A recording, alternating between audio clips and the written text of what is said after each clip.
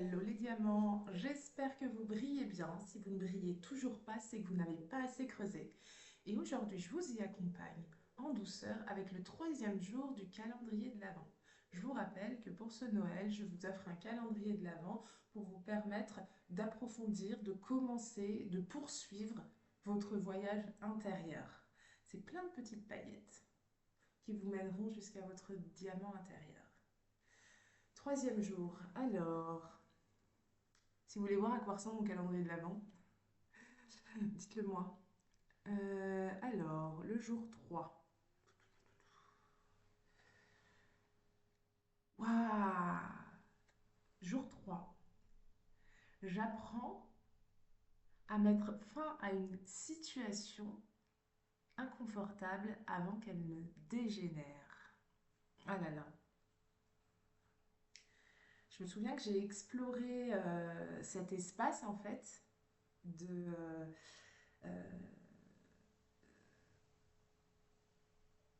cet espace en moi. J'ai vécu l'expérience où enfin, j'ai réussi à arrêter une situation avant qu'elle ne dégénère. Donc, j'ai bien évidemment mis des choses en place, changé des choses à l'intérieur dans mon monde intérieur.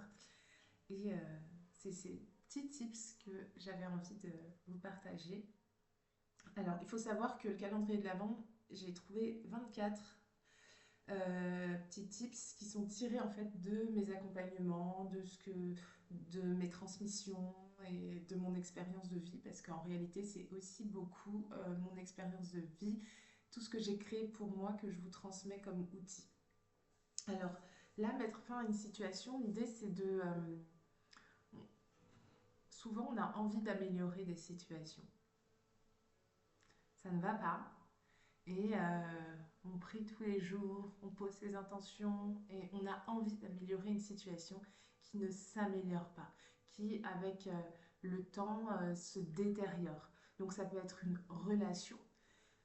Pour mon cas, c'était une relation de travail, mais ça peut être une relation amicale, une relation amoureuse, une relation familiale, sans doute même une relation avec soi-même. En tout cas, l'idée c'est de pouvoir mettre un terme avant que les choses elles ne soient plus importantes, plus graves et du coup plus difficiles à gérer.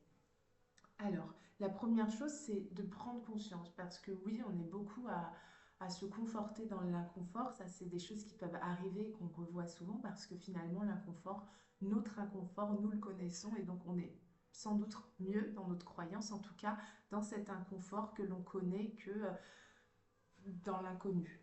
Aller vers l'inconnu et sortir de cet inconfort. Donc déjà, c'est mettre la lumière sur cet inconfort. Un petit tips en plus, comment on met de la lumière sur quelque chose d'inconfortable qu'on vit au quotidien et que on ne mentalise pas forcément. C'est là que faire des rituels le matin et le soir, ça peut aider. Avoir vraiment une routine ou des habitudes qui nous permettent de nous introspecter.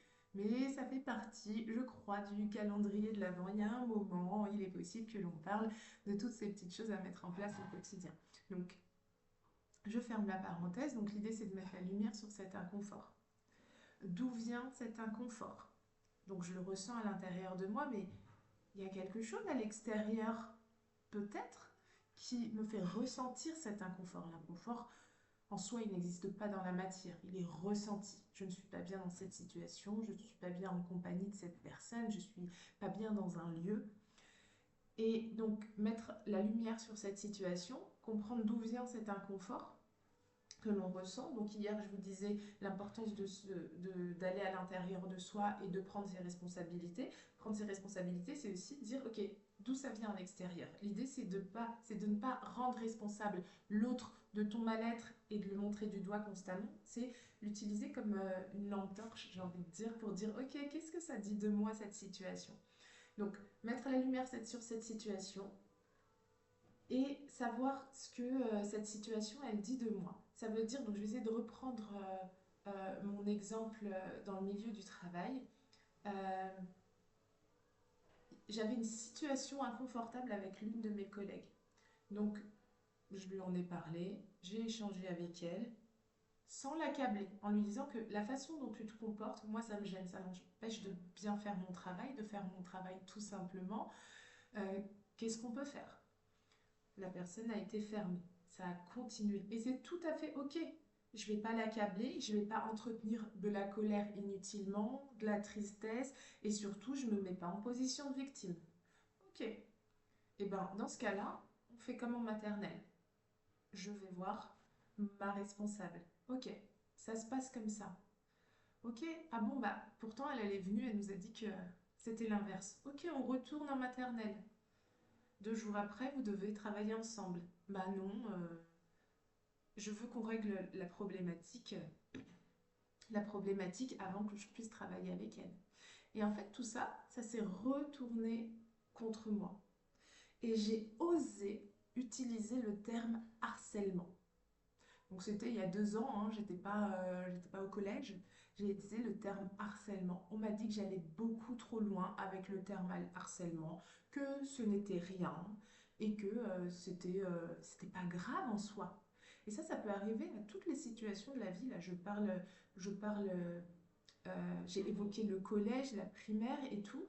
Et à un moment, peut-être que ce n'est pas encore du harcèlement. Je veux dire, cette personne, ma collègue ne me suivait pas après le travail, elle n'était pas là à m'embêter au quotidien. C'était des moments ponctuels, ça lui prenait. Et puis dès qu'on était amené à travailler ensemble, je pouvais pas travailler convenablement. Et donc j'ai utilisé le terme harcèlement parce que pour moi, oui, c'est un début de harcèlement.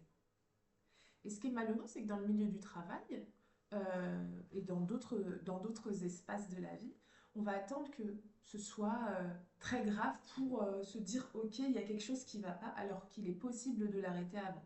J'imagine une relation de couple avec quelqu'un qui commence déjà à ignorer, à mal parler, à imposer des situations, à forcer, à insulter, à lever la main sans taper. C'est pas grave, il a juste levé la main sur moi. Puis un jour ça tombe et puis un jour on meurt sous les coups de son compagnon. Donc c'est en ça que je vous invite vraiment à essayer de débunker une situation avant qu'elle ne s'éternise et rester dans cet inconfort encore supportable pour régler la situation et pouvoir dire stop. Et c'est en ça que je vous accompagne avec le programme Métamorphose, donc c'est-à-dire oser être authentique. Se donner l'autorisation, s'autoriser à oser être authentique dans sa vie. Parce que s'autoriser à arrêter une situation inconfortable, qui ne serait pas forcément comprise par l'autre, parce que généralement dans cette situation, l'autre veut prendre le dessus. Et bien ça nous oblige à sortir de notre posture de victime, ce qui n'est pas toujours facile, et avoir assez confiance en soi, pouvoir se dire que je mérite mieux. Et là, ce que tu fais, ça ne me convient pas. Cette situation, quand ça se passe comme ça ne me va pas. Et je stop. Donc ça ne veut pas dire que je vais partir du travail du jour au lendemain, ça ne veut pas dire que je vais arrêter toute relation avec cette personne, mais au moins je vais m'imposer et je vais fixer mes limites et je vais pouvoir dire là, tu vas trop loin. D'où l'importance de savoir fixer ses limites, ça aussi on va le voir dans le calendrier de l'Avent. Fixer ses limites, on ne peut pas fixer ses limites si on ne se connaît pas, qu'on ne connaît pas ses propres besoins, ni ce que j'accepte, ce que je tolère, ce que je veux, ce que je ne veux pas. Si je n'ai pas conscience de ça, je ne peux pas fixer mes limites.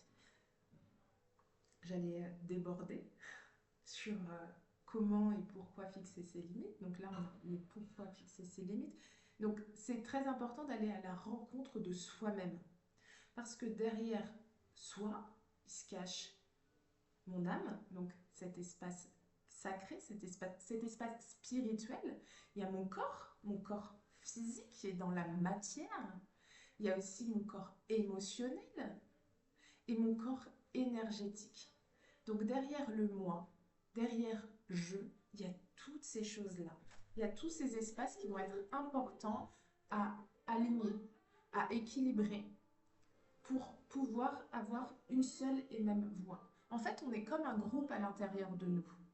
C'est-à-dire que si tu veux, par exemple, en tant que parent, être en accord, il faut être en accord face à son enfant. Une équipe au travail, s'il y en a un qui dit blanc, l'autre qui dit noir, l'autre qui dit bleu, l'autre qui dit marron, c'est pas cohérent.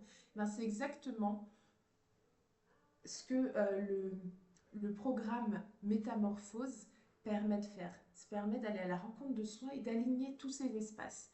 Pour que quand je m'affirme, quand je m'exprime, quand je suis au contact du monde, je suis ancrée, je suis authentique, je sais ce que je veux, je sais qui je suis, je connais mes valeurs, je connais mes limites, je connais mes besoins et je suis capable de les exprimer.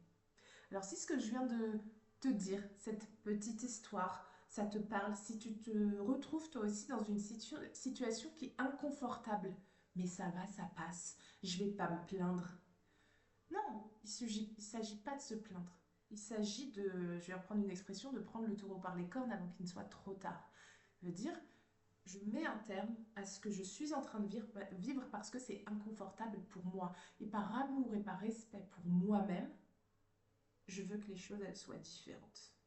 Donc déjà au moins, je m'exprime, j'en parle, je le dis et je mets un terme aux choses. Et ça n'empêche pas en parallèle de faire ce travail à l'intérieur de moi dans lequel je m'interroge et je me dis ok, qu'est-ce qui est en train de se jouer là pour moi? Quelle blessure est en train de se réveiller? Quelle émotion est là? Sur quoi ça met la lumière dans mon petit monde intérieur? Donc si ça te parle et que tu arrives à prendre ces petits tips pour toi, eh bien arrête de poursuivre et d'entretenir cet inconfort. Tu mérites beaucoup mieux. Et si tu ressens le besoin d'être accompagné, tu as toutes les informations dans la description. Tu as mon compte Instagram sur lequel j'envoie plein de petites pépites comme ça pour t'aider. Et si tu ressens le besoin d'être accompagné dans ton cheminement personnel, dans ton cheminement spirituel, dans cette démarche de, de, de création, de confort finalement, de paix, d'harmonisation, ben, n'hésite pas à me contacter. Je fais des one-on-one, si tu connais déjà ta problématique, des accompagnements, mais aussi des ateliers en groupe. Et bientôt, il y a l'atelier Métamorphose qui commence. Je te dis à bientôt et je te donne rendez-vous demain pour le 4e jour déjà du calendrier de l'Avent. Belle journée!